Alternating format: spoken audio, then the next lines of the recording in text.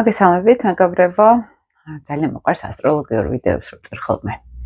როდესაც რაღაც დონეზე შემომაქვს ასტროლოგიაში ცოტა ახალი ასტროფსიქოლოგიური ხედვები, იმიტომ რომ არის შაბლონური ასტროლოგია, ძველი ასტროლოგია და არის უკვე ცოტა თანამედროვე ასტროლოგია, რომელიც უფრო ფსიქოლოგიურად სწავლობს ადამიანს. არის ეზოთერული ასტროლოგია, რომელიც სამყაროს კანონებთან შესაბამისობაში სწავლობს ადამიანს, უფრო იქითა სამყაროებთან უყურებს, იქითა სამყაროებიდან უყურებს ყველაფერს და აი ამ ორივე სინთეზს ვაკეთებ ხოლმე, უბრალოდ სამივე სინთეზს, კლასიკური ასტროლოგია, კარმულ ეზოთერული ასტროლოგია და ასტროფსიქოლოგია, ეს არის ჩემი განხრა ძირითადად, ხო? და ძალიან ბევრი წელი სწავლობდი ამ სფეროს, მაგალითად, ფსიქოლოგიურადაც, ეზოთერულადაც, მაგალითად, ასტროლოგიას და გთავაზობ ხოლმე ესეთ ვიდეოებს, სადაც უფრო აი ამ კუთხით სამივე შრეზე მექნება ხოლმე საუბარი, ხო, ასტროლოგიურ კომბინაციებზე. ჩემი განხრა არის უფრო თანამედროვე ასტროლოგია, თანამედროვეობაში შემოვიტანო, უფრო სასარგებლო და შედეგიანი გახდეს ასტროლოგია, მაგალითად, და არა უბრალოდ ინფორმაცია რომ მივიღე, არამედ თუნდაც ფსიქოლოგიურად ავიხმაროთ ასტროლოგიური კომბინაციები. მაგალითად, თუნდაც იუნგი მუშაობდა ასტროლოგიაში, ფსიქოლოგიაში ასტროლოგიური კომბინაციები და რთულ кейსებზე უყურებდა ხოლმე პირად რუკას და მე მაგალითად შემიძლია ესეთი რაღაც გითხრათ, რომ ყველა кейსში ასტროლოგიის გამოყენებით გაცილებით უფრო სწრაფად ვდებთ ხოლმე შედეგებს, ვიდრე მაგალითად ჩვეულებრივად ფსიქოლოგიურად რო შევხედოთ, ან თუნდაც სუფთა ეზოთერიკით რო შევხედოთ, ხო? და ეს არის ერთი დიდი იარაღი, რომელიც შეგვიძლია უფრო სერიოზულად გამოვიყენოთ, ვიდრე აქამდე ვიყენებდით. და ამიტომ მიყვარს ხოლმე ამ ასტროლოგიური ვიდეოების დადება, რომ ესეთი განცდა მაქვს, რომ მაინც შემომაქვს ის თანამედროვე ასტროლოგია ჩვენ საზოგადოებაში, რომელსაც ძალიან ბევრი წელია ვიკვლევ და ჩემი მეთოდოლოგიაც მაქვს შექმნილი, ხო, თუნდაც ახლა მაგალითად 4 აპრილს მეწყება ახალი კურსი ასტროფსიქოლოგიის ორთვიანი, სადაც ძირითადად იმ მეთოდებს ვასწავლი, რასაც წლების განმავლობაში მე კონსულტაციის სახით მე ვაკეთებ მაგალითად და აქ არის უფრო ის განხრა, როდესაც მაგალითად ასტროლოგია ეზოთერული, კარმული და ფსიქოლოგიური ანალიზით ხდება, ხო, გამოყენება ამ ყველაფრის, ხო. დღეს მინდა გესაუბროთ ასციდენტზე, ახალი ციკლი მინდა ვიდეოების შემოგთავაზოთ, მიუხედავად იმისა, რომ ურანიც გვაგასავლელი, პლუტონი და შემდეგ. ვცდილობ ხოლმე, რომ ესე ნაჭერ-ნაჭერ ჩემი ხედვები, ჩემი გამოცდილებებიც გაგიზიაროთ, თუმცა რა თქმა უნდა, არის სინთეზური ანალიზი რუკის ძალიან მნიშვნელოვანი და აი თუნდაც ჩემთან კურსზე მოდიან ხოლმე თითქოს იციან ასტროლოგია, მაგრამ სინთეზში ძალიან ჭირს ხოლმე შეკვრა ყველაფრის და არ არის აქ ცოდნაზე მარტო. აქ არის ის მომენტი, როცა ფსიქოლოგიური შტრიხებიც გჭირდება, კარმული შტრიხებიც გჭირდება, რომ სინთეზში შემოვიტანოთ უკვე ცოდნები, ფაზლები, ისე ვთქვა და მე უნდა ავაწყოთ ეს ფაზლები და შესაბამისად ახლა ამ ვიდეოებში მთლიან სურათს ვერ დაინახავთ და ვცდილობ უფრო ნაჭერ-ნაჭერ მოგაწოდოთ, თუმცა ვისაც უფრო სიღრმისეულად უნდა ხოლმე სწავლა, ის უფრო მოდიან მერე უკვე ასტროფსიქოლოგიის კურსზე. ტრენინგებიც მაქვს ხოლმე, ახლა მაგალითად 7-8 თებერვალს მაქვს ტრენინგი უფრო პროგნოზირების ასტროლოგიაზე, რეალურად როგორ მუშაობს პროგნოზები და არა ის როგორც გონიათ ხოლმე ერთი წლის პროგნოზი გამიკეთე, რომ მეუბნებიან ხოლმე და ეგრევე არ მუშაობს. პროგნოზირება გაცილებით უფრო სიღრმისეული არის თვითონ პროგნოზირება, გაცნობიერება ჭირდება ამ ყველაფერს, როგორც ეპოქები, როგორც პერიოდები ცხოვრებაში და ესე არ არის ფურცელზე ვიღაცას გადავცეთ, ხო? ერთი წლის პროგნოზი რა გელის, ესე არ მუშაობს ასტროლოგია, ხო? უფრო სერიოზულად თუ გულისხმობთ რა, აქ რა თქმა უნდა საუბარს. და რა არის ახლა ასციდენტი? ჩვენთან ჯერ შემოგთავაზეთ პატარა ვიდეოს ასციდენტის განმარტებას. რომ შინაგანად ჯერ კონტაქტზე გახვიდეთ, გვაქვს ასტროლოგიაში სახლების სისტემა. ამ სახლების სისტემაში, სხვადასხვა ეს ტრენინგებიც მაქვს ხოლმე სახლებზე, როდესაც აი უკვე პირადი რუკებით გავდივართ ამ სახლების სისტემას, რომ უფრო კარგად მიხვდნენ ხოლმე რა არის სახლების სლაიდებით და ყველაფრით, მაგრამ ახლა ისე გთავაზობთ, რა არის ასტროლოგიაში უკვე ასციდენტს რო ეძახიან და ხშირად ამბობენ ასციდენტით ეს ვარ და ეს რას ნიშნავს, ხო? და კი მაქვს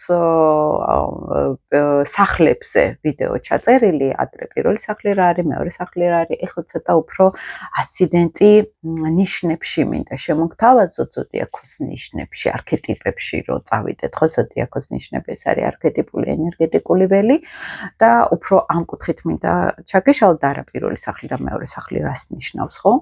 და ასციდენტი და პირველი სახლი ფაქტობრივად ერთი და იგივე არის, ოღონდ რითი განსხვავდება ერთმანეთისგან. ასციდენტის გრადუსი არის ის გრადუსი და ის კუსპიდი, საიდანაც ჩვენ ზუსტად წამზე დავიბადეთ. და აი ამ ასციდენტზე რამე თუ ხდება ტრანზიტებში მაგალითად, ხო, ან პირატლანეტები არის, მან ზუსტად ასციდენტზე, ეს გრადუსი აძლიერებს ყველაფრის მნიშვნელობას, ვიდრე უბრალოდ პირველ სახლში რა იყოს. სატურნი ასციდენტზე და სატურნი პირველ სახლში უკვე ძალიან განსხვავდება ერთმანეთისგან, ხო? საერთოდ სხვადასხვა ენერგიას ქმნის აქ უკვე ასციდენტზე, ეს უკვე აი პირაბის სახეზე განამარტო მაწერია პლანეტა. მაგალითად, ხო?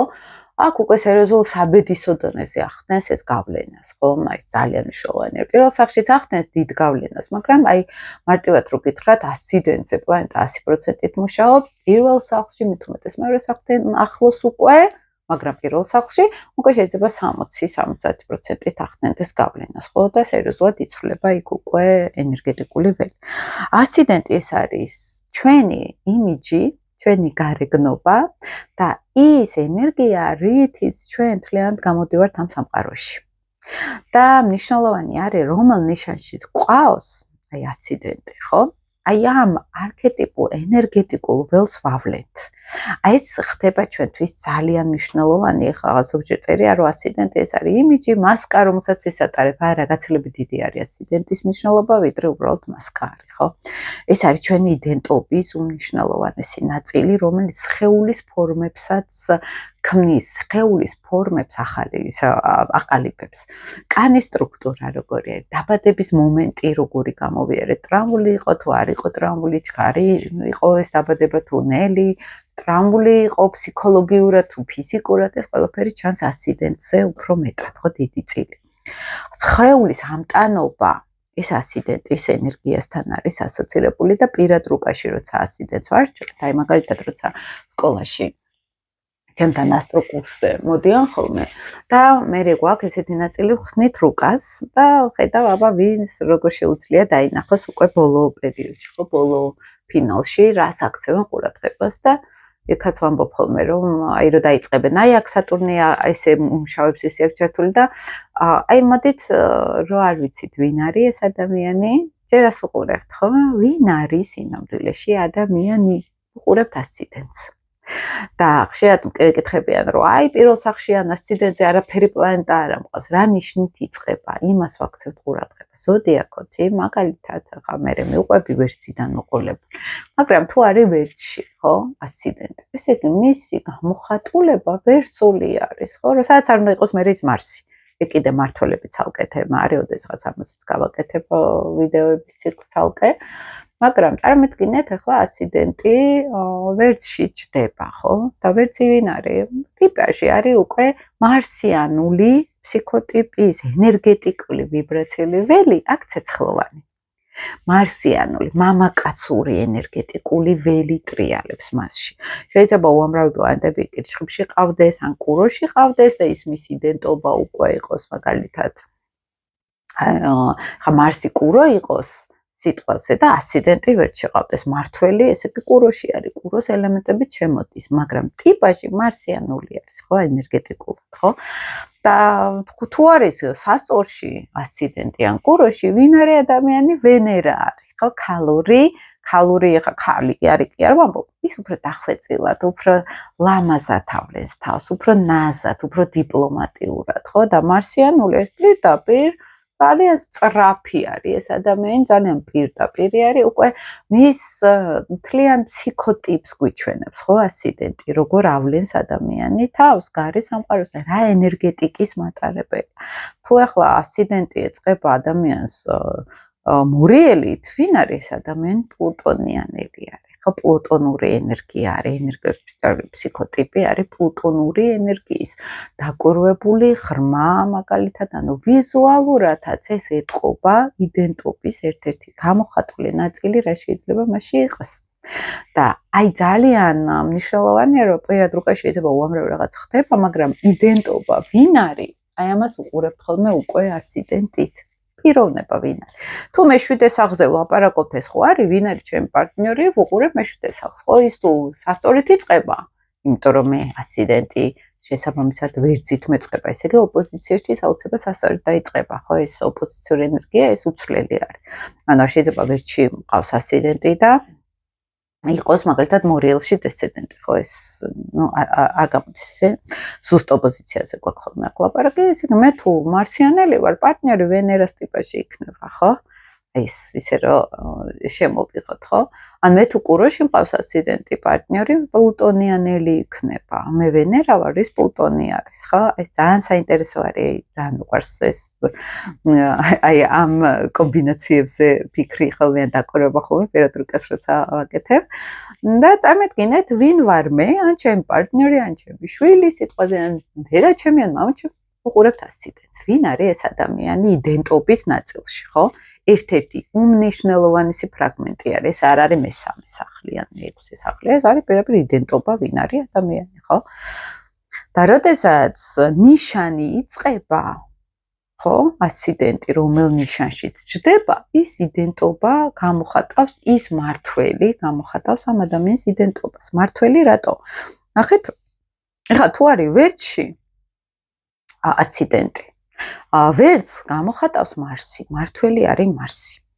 შესაბამისად, თუ არის ასიდენტი მაგალითად ვერტში და მარსი არის უკვე თევზებში სიტყვაზე, აქ უკვე კი მარსიანულად გამოხატავს ადამიანი, მაგრამ თევზურ ლავირებაში გადადის. ის უფრო ფსიქოლოგიურად იმპულსური შეიძლება იყოს, ხო?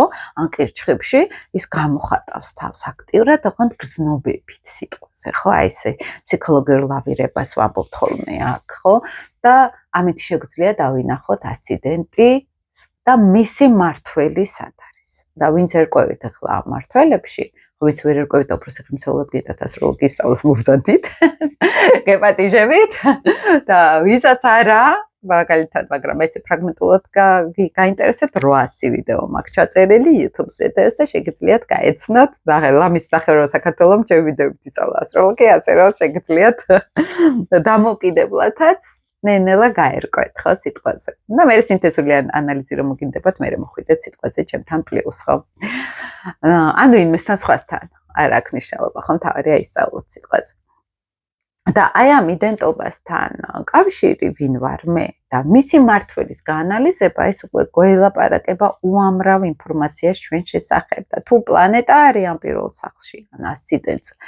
ხა მნიშვნელოვანია რომელი სახლის მართველია ეს პლანეტა, თავარი რა შემოდის ჩემს იდენტობაში, რომელი სახლის ენერგია შემოდის, ხო, ჩემს იდენტობაში. მაგალითად, ჩემს ზუსტად ასიდენტზე ვენერა მისის და მეათე მესამე სახლების მართველი არის ეს ვენერა. ჩემი იდენტობა ვითომ ვენერა არის იქ ისეთი ლომური თბილი რაღაცა, მაგრამ მესამე სახლის მართველი ეს უკვე რას ნიშნავს, რომ მე სულ სწავლა მიყვარს, ჩემი იდენტობის ნაწილი არის ლაპარაკი, კომუნიკაცია, ურთიერთობები, სულ რაღაცის სწავლა სიტყვაზე, ხო? აი, აქ უკვე სინთეზი შემოდის მესამე მეათე სახლის ჩემი იდენტობის ნაწილი. აქ რო ვენერა იყო ჩემი მერვე სახლის მართველი სიტყვაზე, მერვე სახლი ეს არის უკვე კრიზისები, დრამა, ჩემში მორიელური იმპულსი შემოდის, ხო? აი, ესე ვიტყოდით მაგალითად, ხო? ამიტომ პირველ სახლს ვაქცევთ უდიდეს ყურადღებას, მან პლანეტები ეს უკვე ნიშნავს იდენტობაში და რომელი სახლის მართველი ეს კიდე ცალკე თემა არის, იქიდან შემოდის, ხო, ვინც ერკვევას როლგეში რომ მიხვდებით. ის შემოდის ყველაზე ისეთი მკვეთრად. ესე იგი, ძალიან მარტივად რო გითხრათ, ასიდენტი ვერძის ზოდიაქოში, ეს ადამიანი არის მარსიანული ტიპაში, ეს არის აქტიური, ენერგიული, იმპულსური, ძალიან სწრაფად იმპულსური, ხო? აი, ჯერო არ შევხედოთ მარსი ამავე დროს რომ ნიშანში ყავს, თორე შეიძლება ეს თხის რქაში იყოს და ის ძალიან მყარად, სერიოზულად გამოხატავდეს თავს, მაგრამ მარსიანულად, ხო? აი, ტანის წყობაც ასიდენტ ვერძებს ცოტა ისეთი აქვთ მარსიანული, მაგალითად შეიძლება კლასიკურად დამახასიათებელი არის ცოტა მხრები განიერი, აი ესეთი ტანი რო აქვთ, ეს ძალიან კლასიკური გამოკვეთილად გეუბნებით, აი ესეთი, ეს ცოტა ათლეტურს ეძახიან ხოლმე, მაგრამ უფრო არის აი მარსიანული, აი ცოტა ისეთი სწრაფი ისეთი საქვთ ვიზუალი, სწრაფი როგორ იცით, აი ჩქარის სიარული, მაგალითად ენერგიული სიარული. ხა შეიძლება იქ მარსი ლომში იყოს და ის ცოტა უკვე მოდუნებაში მოდიოდეს, მაგრამ აი ჩქარი რითმი, ყველა ვარიანტში ხა ასიდენტი კუროსგან განსხვავებით, ყველა ვარიანტში ჩქარი ტემპი შეიძლება კონდეს, ხო? ანუ მარსიანული ვიბრაცია ძალიან შეიძლება დაეტყოს ადამიანს. ამავე დროს მარს ვერძებს, ბოდიშით ასიდენტ ვერძებს ახასიათებთ ხოლმე პირდაპირობა, ცოტა გაბედულება, გადამეტებულად მეტი, შეიძლება ძალიან ისეთი კარგი გქონდეთ, აი როგორი გაბედულება, იცით, რომ ძალიან სწრაფად შეუძლია მოუგვაროს პრობლემები, ვიღაცებს მოუგვაროს პრობლემები მალე მაგალითად, იყოს ინიციატივიანი, ინიციატორი იყოს რაღაცეების, ხო ეს არ არის უკან დგომი, ცეცხლოვან ასიდენტებს ზოგადად ეს ახასიათებთ, ხო ეს გამოხატვა სწრაფი, ენერგიული, განსაკუთრებით ახლა მარსიანული ენერგია, ანუ ვერძული ენერგია გაცილებით სწრაფად გამოხატავს თავს, ენერგიულად გამოხატავს, ხო? და აქ შეიძლება გამოვლინდეს სუსტრაფობაც, მოუთმენლობაც, ოღონდ აი ფიზიკურად ემჩნევა ადამიანს, მაგალითად ერთ ადგილას ესე ვერ დაჯდეს, ვერ მოისვენებს, ხო? განსაკუთრებით თუ დიდი ხანი ლოდინი ჭირდება ადამიანს, სწრაფი შედეგები უნდა, სწრაფი მოქმედება, დადიან სულს, იარული უნდა, თან ფიზიკურად ენერგიას ატარებ. ხო, აი სხეულში გადის დიდი სწრაფი ესეთი ენერგია, ხო? ენერგეტიკულად არის ადამიანი დამუხტული და ძალიან ხდებათ ხოლმე ფიზიკური ვარჯიშები ან აქტიურობა, ბევრი სიარული, მაგალითად, იმიტომ რომ სხეული იკავებს ენერგიას, იმიტომ რომ უშუალოდ სხეულთან გვაქვს კავშირი, როცა პირველ სახლს გულისხმობთ, ეს არის იმუნიტეტი, მაგალითად, ამტანობა სხეულის, აი რამდენად მდგრადი არის ჩვენ სხეული ვირუსებთან, დაავადებებთან, აქ პირველ სახლს უყურებთ, ხო, ადრეც ვიდეოებში მაქვს ნათქვამი, შეიძლება ჯანმრთელობა არ გქონდეს კარგი, მაგრამ სხეულის სამტანობა გვიქაჩავდეს, ესე რომ ვთქვათ, ხა აქ ასიდენტზე რა ხდება, მართველი როგორ არის, რა ასპექტებში არის, ეს არის ხოლმე ძალიან მნიშვნელოვანი უშუალოდ ფიზიკური მონაცემები, რომ შევაფასოთ ადამიანის, ხო?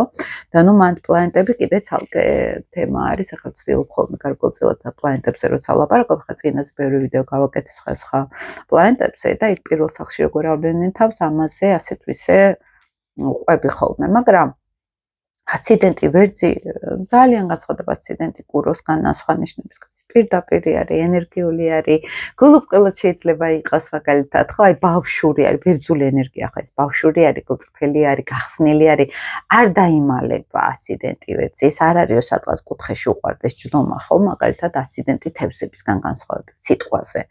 თუ იქ შეიძლება იყოს ხა სხვა კომბინაციაც, მაგრამ მაინც ეს არის აქტიური ადამიანი, როცა სარეშინია საკუთარი თავის პრეზენტაბელურობა, ესე პრეზენტაცია, უბრალოდ. გამოხატოს ინიციატივა, შეიძლება ჩუმად იჯდეს, მაგრამ უცებ იტყვის, რომ ეს მაინტერესებს, ეს როგორ არის, მოდით მე გავაკეთებ, მოდით მე ავიღებ ინიციატივას. აი ესეთი თემები ასიდენტ ვერძებთან ძალიან ნაცნობი შეიძლება იყოს. გააჩნია ხა შეიძლება იქ ნეპტუნი იჯდეს, სიტყვას ნეპტუნი ვერ იჯდება, ხა გადადის ვერჩი, მაგრამ სიტყვაზე გეუბნებით. შეიძლება რაღაცა ისეთი იყოს, ხო, კომბინაცია მათ, მაგრამ ნუ ხო თუ მარსი ზის პირველი სახლის მართველი და თან ვერჩი, ეს უკვე ძალიან მამაკაცური ტიპაჟი არის, მამაკაცურს გულისხმობ. ფიზიკურადაც შეიძლება უფრო ესეთ ქალი თუ არის, ძლიერად გამოხატავდეს თავს, ან ესეთი ძლიერი იყოს ფიზიკურად, კაცის შემთხვევაში მეტ უმეტეს ეს არის აი ძლიერი ინდივიდუალიზმით, ადამიანი გამორჩეული ინდივიდუალიზმით. თუმცა ასიდენტ ვერძებსაც ეს ახასიათებთ, რომ აი გამოირჩევიან სადღაც, ხო? ესე რომ ვთქვათ, ასიდენტი კუროს შემთხვევაში ეს ადამიანი უკვე გაცილებით 7 არის, 7-ად ზის, წყნარად არის, აუღელვებელი არის, მისი ფიზიკური სახე ვენერას ტიპაჟი არის, ხო? აუღელვებელი, დაწყნარებული. ოღონდ იქ ვენერა გააჩნია სად არის? რა ასპექტებში არის? ეს ქმნის უკვე, მაგრამ პირველადი მისი ენერგეტიკული ველი ეს არის კურო, ეს არის ნატურალური ენერგია, ეს არ არის გაბრანჭული ვენერა სასწორის, ასეთ სასწორისგან განსხვავებით, აი ბუნებრიობა ახასიათებს ამ ადამიანს, აი ბუნებრიობა, სტაბილურობა, აი რომ დაინახავთ ასიდენტ კუროს, აი ვინც როცა ვასწორებთ ხოლმე მაგალითად მე არ მუშაობ დროის გასწორებაზე, მაგრამ ხო უყურებთ მაგალითად სხეულს, ადამიანის სხეულს, ხო?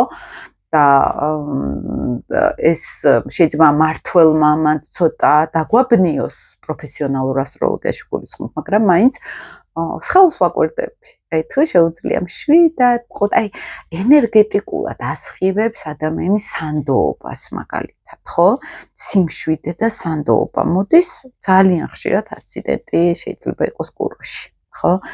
იმიტომ რომ ეს ფიზიკურად უნდა ასხივებდეს ადამიანი, ხო? ამ ენერგეტიკულ ველს, ხო? უნდა ჩანდეს გამოკვეთილად სანდოობა, აი რომ დაეყრდნობი ადამიანს, როგორ ეყრდნობი ადამიანს ის სტაბილური უნდა იყოს, ხო? ეს ფიქსირებულ ჯვარში გადავდივართ. კარდინალური ჯვარი მაგ ამ ჯვრებზე ადრე ვიდეო გაკეთებული. კარდინალური ჯვარი ვერძული ენერგეტიკა არის, სწრაფი მოქმედება. კურო არის უფრო ფიქსირებული ჯვარი. მე ვითმენ დაგელოდები, მშვიდად გეტყვი პასუხს, ეგრევე არ დაგაყრი, მაგალითად, კუროს ენერგიას დიპლომატიურობა შემოაქვს, ოღონდ არა სასწორული დიპლომატიურობა, რა იყო შენც გაგიგო, იმასაც გაუყვა. აქ უფრო სიმშვიდე შემოდის. მე მშვიდად გისმენ, მე მშვიდად მივიღებ შენ ემოციებს, მაგალითად, ხო? და ეს გამოკვეთილად ეტყობათ ასიდენტ კუროებს. ეს არის სტაბილურობის ენერგეტიკული ველი, სხვათა შორის სხეულიც გააჩნია მაინც ვენერას ხო გეუბნებით პროფესიონალური ასტროლოგიდან სად არის, მაგრამ სხეულიც შეიძლება კონდეთ როგორი.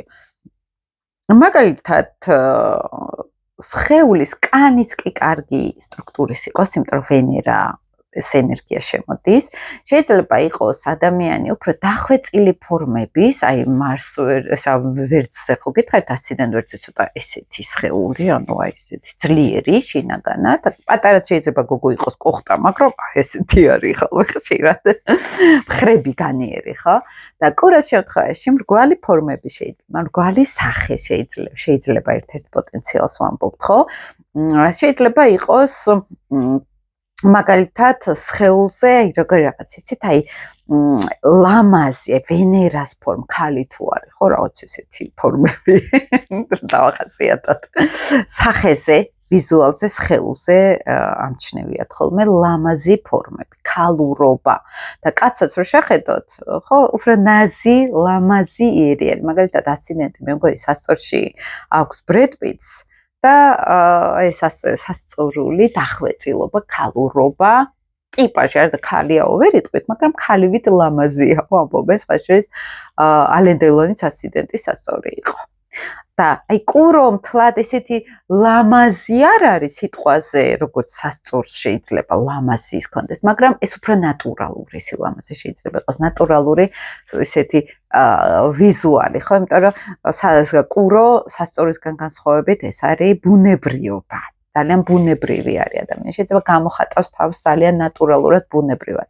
არ თამაშობდეს, არ იყოს იმპულსური სიტყვაზე. ხო, ძალიან როგორც არის, ესეთი არის, აი, ესე ხოდეს გამოხატულება, ხო? და მშვიდი, რაც თავარია. კუროს უყვარს სიმშვიდე, არ უყვარს ემოციური ტალღები და მოთმინებაც ახასიათებდეს. ახლა გააჩნია პირად რუკასი, თუ ურანული ასპექტები არის, აი, ესეც სიმშვიდე შეიძლება იყოს. სხეული ძივა, მაგრამ შინაგანად ან ფეხები უნდა ვაქანაო, ან ხელი უნდა ვაქანაო სიტყვაზე, ეს უკვე სინთეზში როცა გადავდივართ, მაგრამ ნუ ესე ასიდენტის დონეზე გიყვებით, ხო? განსხვავდება ამ დროს აქ ასიდენტი ტყუპები ამ ყველაფრისგან. ასიდენტი ტყუპები უკვე სხვა ფსიქოტიპი შემოდის, ხო?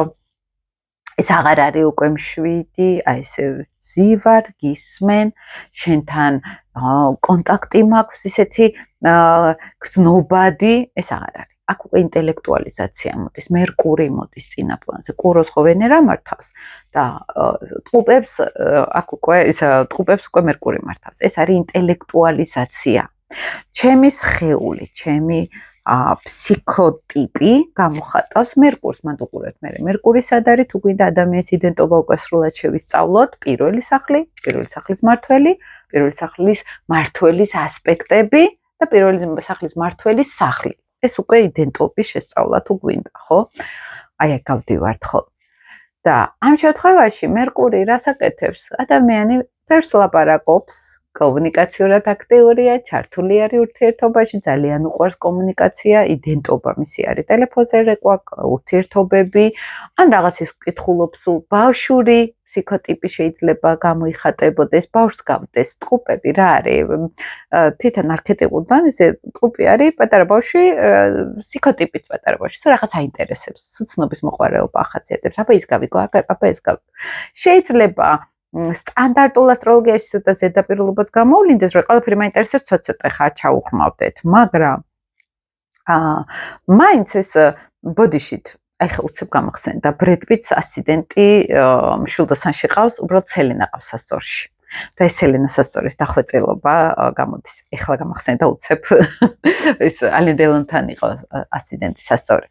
მაგრამ იმისი სელენას სასწორი უცებ ამერია, თორე ეს მშვილდოსანი არის, ეს ბედნიერი ესეთი ხიარული სახე, რომ თამაშობს, ეს უფრო მშვილდოსნის ასციდენტს ახასიათებს, გადავედი ხა სხვა თემაზე, მაგრამ უცებ ხანდახან არის ხოლმე რაღაცა სხვა კომბინაციაში მერევა და რომ ასციდენტი სასწორის ძალიან დინჯი და ნაზი არის, ის არ არის ესეთი ცეცხლოვანი.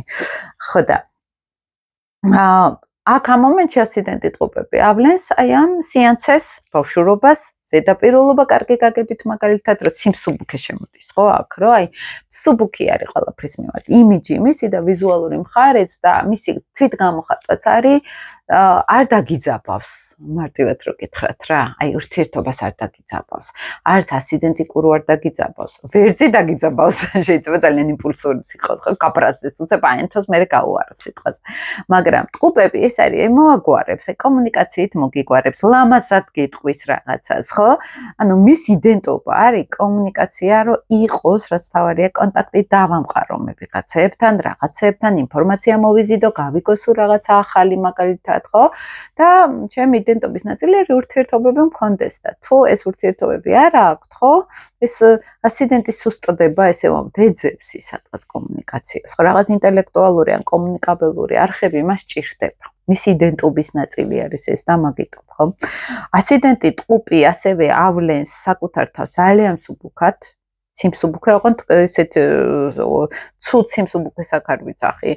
მსუბუქად აი ჰაეროვნება, რასაც ქვია, ხო? და ჰაეროვნება შედის აზროვნებაში, გარკვეულწილად შედის მისი იდენტობის ნაწილი არის ცვალებადობა, ეს არ არის როგორც ასციდენტი ყურო დაჯდეს და გიყუროს და გისმინოს გაუთავებლად, მაგალითად არა, მას ჭირდება ცოცხალი პროცესი.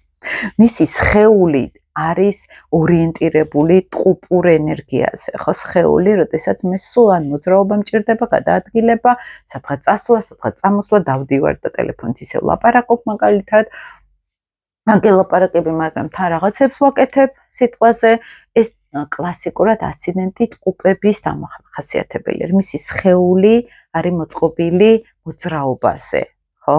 არ არის ესეთი ფიქსირებული ენერგია, ხო, ეს მოძრავი უნდა იყოს, ყველაფერს მოერგოს, ყველაფერზე გაიაროს, გამოიაროს, დააკვირდეს და რაც თავარია ტყუპებს ისე არქეტიპულად რო შეხედოთ, კადრი უნდა იცვლებოდეს მუდმივად, აი ეს უნდა მიდიოდეს უკადრი. ერთ კადრში ყურება არ უყვარს ასციდენტ ტყუპს, ზოგადად ტყუპების ენერგია არის ეგეთი, რომ მე მაგალითად მარსი მყავს ტყუპებში და ჩემ ყველაზე საყვარელი დღემდე მარსი ხო მოქმედება არის, დრაივი არის, დრაივი ჩემთვის მანქანა შევჭდები და სადღაც მივდივარ და კადრი რა იცვლება. აი ეს არის ბავშვობაში ბებიაჩემ მიყურებოდა მატარებლით რომ მიყავდიო დასავლეთშიო, მთელი ღამე პატარა ბავშვი 3 წლის ბავშვი ეძინაც და გაგოდულები იყვნენ.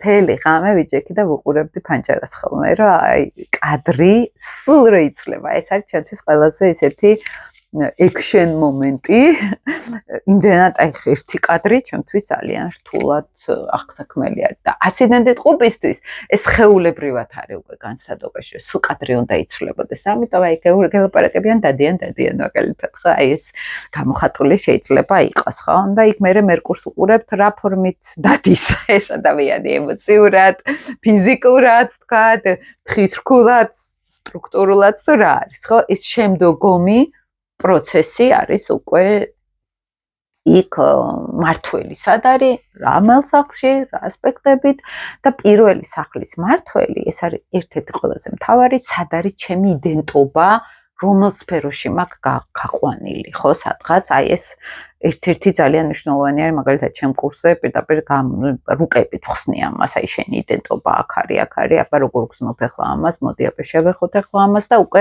იქ თერაპიული პროცესი ირთვება, ხო? მის იდენტობაში რა ხდება, რა სერიოზული მდებარეობა პირველი სახლის მმართველი მერვე სახლში, მე-12 სახლში ეს უკვე საინტერესო მდებარეობებია და მე მათ ვიწყებთ ხოლმე უკვე მე ის რა ასპექტებშია და ესე იშლება იდენტობა, მოკლედ სწავლის პროცესი არის ხოლმე ესეც საინტერესო, ანუ ახალ ჰორიზონტებს რო ხსნით ხოლმე, აი ძალიან მიყვარს.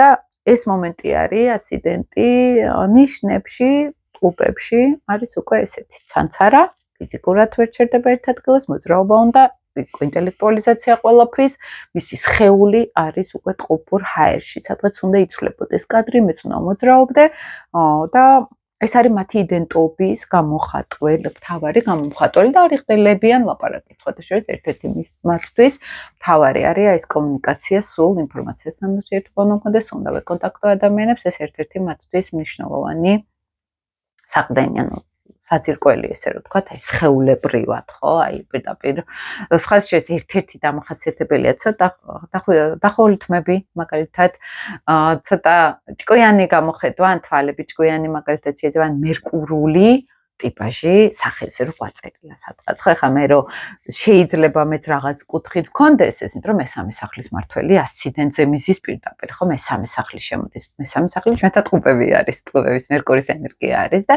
შეიძლება ეს აი ლაპარაკი, კომუნიკაცია, იდენტობაში მაინც შემოდის ჩემთან მესამე სახლი, მაგრამ რო იყოს უკვე უშუალოდ ტყუპები სიტყვაზე. ეს უკვე გამოხატულად მერკურიანელი ვიქნებოდი, ხა მე თქვენთან ფრაგმენტულად შემოვდივარ, ხო, კომუნიკაციაში და ასიდენტ ტყუპი სულ დგას ორატორულ რეჟიმში.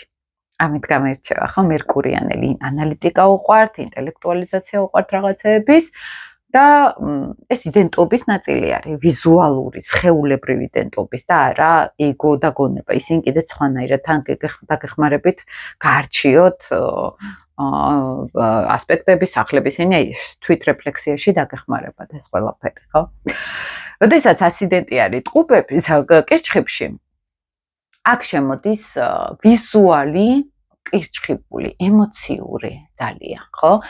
ჩაკეტილი შინაგანად გრძნობი არის, სხეულებრივად ადამიანები ძალიან გრძნობი არის, ძალიან გრძნობი არის გარე სამყაროს მიმართ. ეს ხო მთვარე არის მართველი ასიდენტი კირჩხიბის და ძალიან გრძნობი არის აღიქვამს გარე სამყაროს, სხეულებრივად. აი შეიძლება ალერგიული რეაქციები იყოს ასიდენტ კირჩხიბზე, შეიძლება იყოს აი მაგალითად სხვის ემოცია, ვიღაცის ბრაზი, რომ აი სხეულ კანზე უგრძნობ, ხო, ალერგიული რეაქცია, სხვა სახეზე ან კანზე პრობლემები, რა არის ეს პირველადი, ჩემი სხეული გარე სამყაროსთან როგორ არის და აი როცა წყლის ნიშნებში ხდება, ეს ძალიან სენსიტიური არის ადამიანი გარემოს მიმართ, ხო?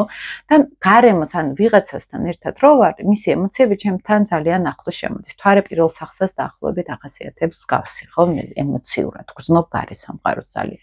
ასიდენტი კირჩხიბიან თვარე პირველ სახლში რო გითხრათ, ძალიან ახასიათებს ქალებში, აი ეს ქალური ხარე დიდი, ცოტა მუცელიც დიდი შეიძლება იყოს, გვერდები მინიმუმ დიდი და კაცებიც ასიდენტი კირჩხიბით შეიძლება ეს ახასიათებდეთ, მოკლედ ცოტა ღებიანები იყვნენ.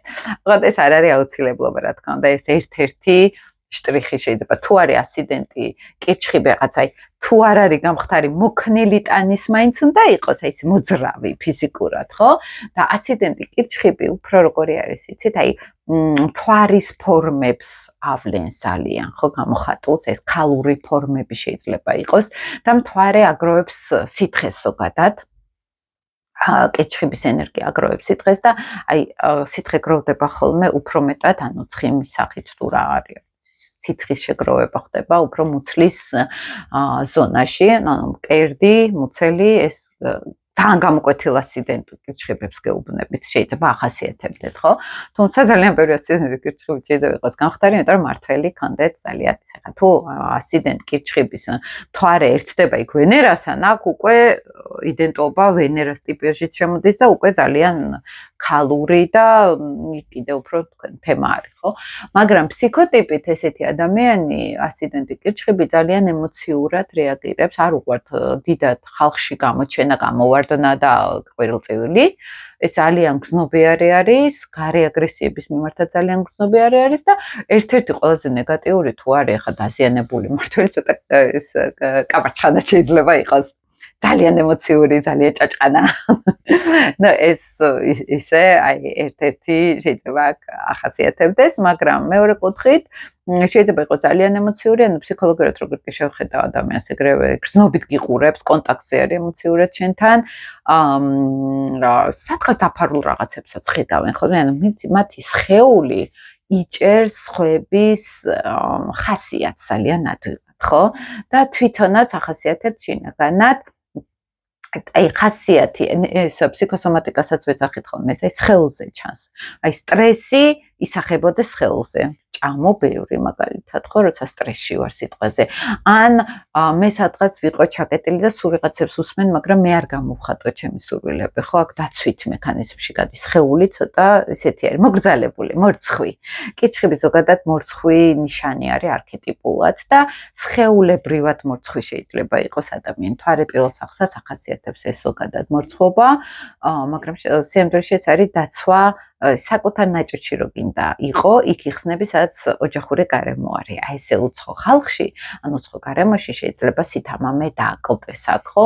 თუმცა ასციდენტი კირჩხები ეს არის ადამიანი, რომელიც უფრო ემოციურად გამოხატავს თავის თავს, უფრო ემოციურ კონტაქტში შემოდის შენთან და ძალიან ისეთ სულიერ თემებზე რო ძალიან დაელაპარაკები, გახსნილად რო დაელაპარაკები, იმიტომ რომ აი ეს მიმღება სხეულებრივად აქვს, ხო, ეს ემოციების მიღების უნარი და სხეულით გრძნობენ ხოლმე სხვის განცდებს აურაშიო, რომ ამბობენ ხოლმე, რა ხდება, სხეულებრივად შეიძლება იგრძნონ თუ განვითარებული არის ამ ასციდენტის მქონე ადამიანი, ხო? ანუ მისი იდენტობა არის მთვარისეული, შეგრძნებებზე ორიენტირებული, მისი სხეული იჭერს ემოციურ ტალღებს. ამიტომ როცა ასციდენტ კიჩხებს ხედავ, მე მაგალითად ვცდილობ იქ ზოგადად კიჩხებული ენერგია თუ არის, ახლა მე მერკური მყავს კიჩხებში და ინტელექტი მაქვს ესეთი, ემოციური ინტელექტი მაქვს, უფრო ემოციურად მოდის ინფორმაცია ჩემთან და აი ვცდილობ ხოლმე რომ ძალიან რბილად და თბილად ველაპარაკო, იმიტომ რომ აი ძალიან მკვეთრად იჭერს, ხო? ეს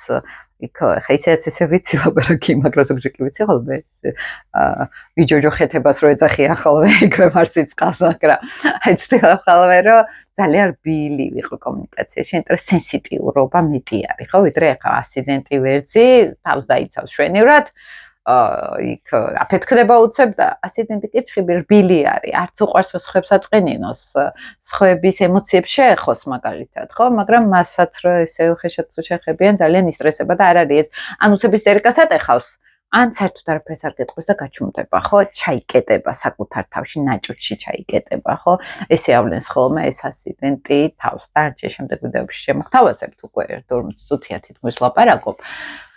და მე მგონია რომ ძალიან დაგაინტერესებთ ეს ციკლი, ასციდენტის ციკლი, ვიდეოები, ნენელა, ქირონზე მაგიდე დასასრულებელი, ცოტა ხნის წინ სატურნზეც დავასრულე, ჯერ დამიდია. არა დავდებ მალე. ნენელა ესე შემოგთავაზებთ ხოლმე, ხა თუ უფრო სიღრმისეულად გაინტერესებთ, მაგალითად პირადი კონსულტაცია ეს ჩვეულებრივ შეგიძლიათ მომწეროთ ჩემი ხმიანთ პირად კონსულტაციაზე, უფრო თერაპეულად გავდივარ, კარმული ეზოთერული ფსიქოლოგიური ასტროლოგიის ჭრილში უყურებ მე პირად რუკებს და რა ყველის. ცოტა გამოცდილები და გამომდინარე გეუბნებით და ვისაც სწავლა გაინტერესებთ, შეგიძლიათ კურსებს მოხვიდეთ, ტრენინგებზე, ლექციებს, რაღაცები მაქვს ხოლმე და შეგიძლიათ თალყური ადევნოთ პიროვნული განვითარების ჭრილში, ვისაც გაინტერესებთ ასტროლოგია. მოკლედ დროებით დარჩენ ასციდენტებზე კიდევ შემდეგ ვიდეოებში ჩავწერ. დროებით.